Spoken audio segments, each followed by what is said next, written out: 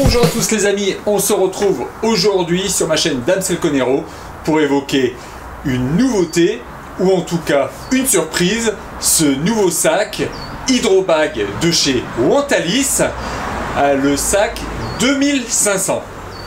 Allez, on se retrouve tout de suite après le jingle.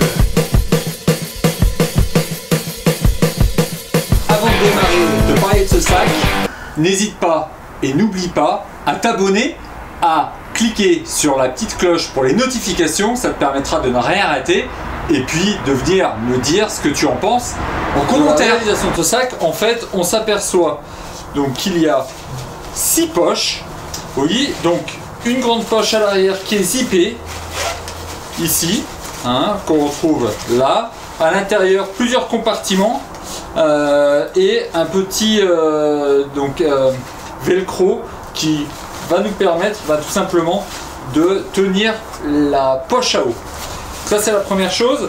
Ensuite donc une poche extérieure sur laquelle on va pouvoir venir loger plutôt des vêtements, des choses comme ça, et également qui se ferme avec un élastique, et donc ça on appréciera si c'est le mieux ou moins bien, en tout cas si c'est pratique ou non. Je vous en parlerai juste après. Ensuite, à l'avant du sac, on peut voir deux grandes poches. Donc ce sont des poches qui vont permettre de mettre les flasques de 500 ml qui vont intégrer les flasques, et donc les pipettes pourront être, ou les gourdes comme vous voulez, seront maintenues là-dessus. Donc normalement effectivement ce sont des pipettes qui vont tenir avec les gourdes et les flasques, le sac bien plaqué au corps. Et puis derrière voilà, on a le système de fixation traditionnel, hein, avec des attaches, et une possibilité en fait de bouger un peu ces attaches de haut en bas, ce qui permet de régler en fonction de la morphologie de la personne qui porte le sac. Donc ça c'est plutôt bien pensé. J'avais trouvé ça déjà très bien sur des sacs du type Nathan. On trouve ça aussi chez certains sacs de chez Salomon notamment, et ça c'est plutôt cool. On appréciera aussi le sifflet d'alerte sur la boucle. On appréciera peut-être un peu moins qu'il soit sur la boucle d'en bas plutôt que sur la boucle du haut, parce que c'est quand même plus facile de siffler ici plutôt que là, notamment si il est attaché. Donc voilà, ça c'est des petits points effectivement qui pourraient être améliorés. Après, ce qui est plutôt sympa sur ce sac, vous allez le voir derrière, c'est qu'en fait il est vraiment réfléchissant quasiment partout. Donc quand vous êtes en trail de nuit notamment, ou au crépuscule, hein, vous allez quand même être assez facilement vu avec ce sac là, du fait effectivement de son habillage, et ça c'est plutôt cool. D'ergonomie maintenant, moi je trouve que bon, ça fait le taf clairement. Maintenant il y a des petites choses qui pourraient être un peu mieux pensées. Je pense notamment au zip. En fait vous voyez, donc le zip là il est ouvert, il peut aller plus bas, mais en fait ça sert pas à grand chose. C'est un peu compliqué en fait d'ouvrir le zip qui est en fait caché par la poche à flasque. Donc ça franchement j'avoue que ça pourrait être revu, ça serait plutôt intéressant. Maintenant ce qu'on trouvera de cool sur ce sac, c'est qu'on a un porte-bâton au dos. Alors vous le voyez, il est ici, hein. Donc c'est le petit élastique sur lequel vous allez pouvoir venir fixer vos bâtons. Ça c'est plutôt intéressant, hein, pour ce type de sac. Je reviendrai sur le prix parce qu'en termes de rapport qualité-prix, c'est plutôt bien pensé. Et donc voilà, ça c'est un petit élément assez sympa. Après la poche au dos, vous voyez, c'est assez facile de la desserrer, de récupérer un coupe-vent ou de mettre quelque chose, de resserrer. Donc ça pour le coup c'est plutôt sympa, plutôt facile.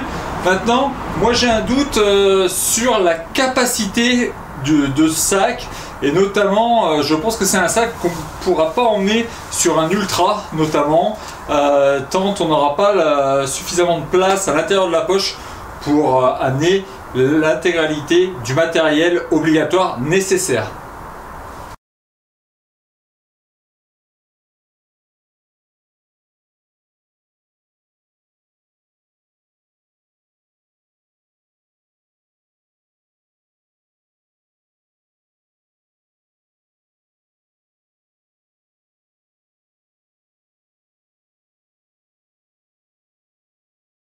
je vous présente les flasques. Alors, donc la flasque, je vous l'ai dit, hein, 500 ml, donc plutôt souple, plutôt agréable au toucher.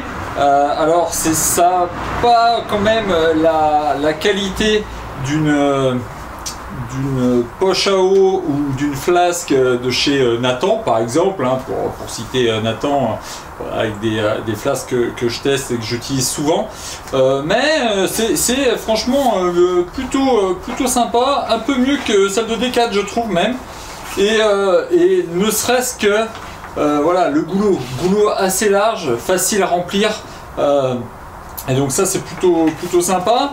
C'est livré quand même, voilà, avec la pipette, hein, comme ça. Donc ça c'est vraiment bien.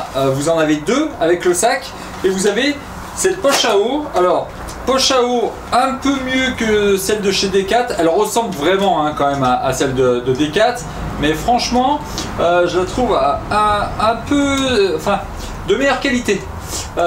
Comme ça, alors je ne l'ai pas utilisé parce que j'utilise d'autres poches à eau pour le moment, mais c'est pas mal. Et surtout, poche à eau Wantalis, c'est ça, tout simplement le bouchon sur la pipette, parce que ça je trouve qu'effectivement c'est très ingénieux. Les marques devraient le proposer plus souvent. C'est vrai que je ne vous ai pas parlé du prix de ce sac. Ce sac est vendu 59 €, donc 59 €.